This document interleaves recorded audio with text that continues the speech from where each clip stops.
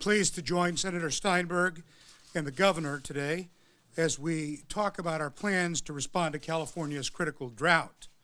Our state is no stranger to water shortages, but we know that the scale of the crisis we face goes beyond anything we've faced in our lifetime. This is easily one of the worst droughts California has experienced since we began keeping records over a century ago. Communities across the state are already suffering heavily. Nearly 24 cities and towns have reached critically low water reserve levels with less than 100 days of water left on hand.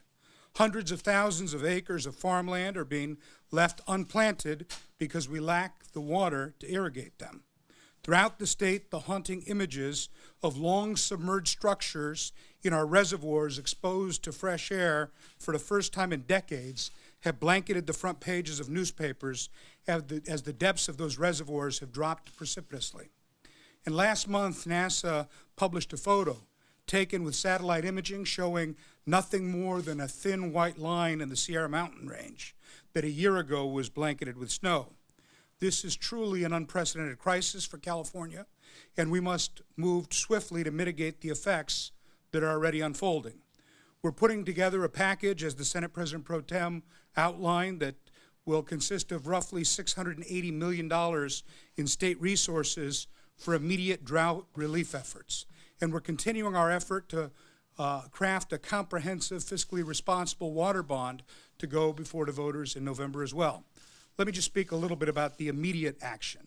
We're talking about moving programs that will speed funds for shovel-ready water supply projects, spur water agencies to invest more in efficient strategies and technologies, expand the use of recycled water and stormwater capture projects, provide funding for California Conservation Corps to help with water conservation efforts, water conservation education and outreach, as well as fire fuel reduction needs caused by the drought.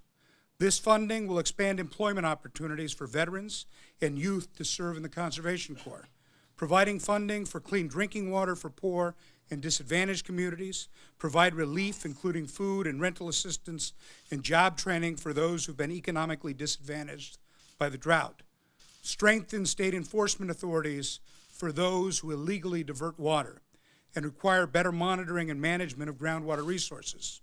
These are targeted responses that will have tangible results, but we need to be absolutely clear. This is not a problem that can be solved through legislation and investment alone. Every Californian needs to be part of the solution, and we strongly urge every person in our state to take actions to conserve water. But by making the smart use of the $680 million that we're talking about, we can alleviate and prevent some of the worst impacts of the drought. At the same time, we'll be making badly needed improvements on our water system that will benefit California and our economy for years to come. It's important that these actions be taken soon so that we can mitigate the worst effects of the drought, particularly in places like the Central Valley, whose economy continues to struggle and whose economic health is already being hurt by the drought. This situation underscores the critical need for a responsible, forward-looking water bond on the ballot as well in November, and we will work to do that as well.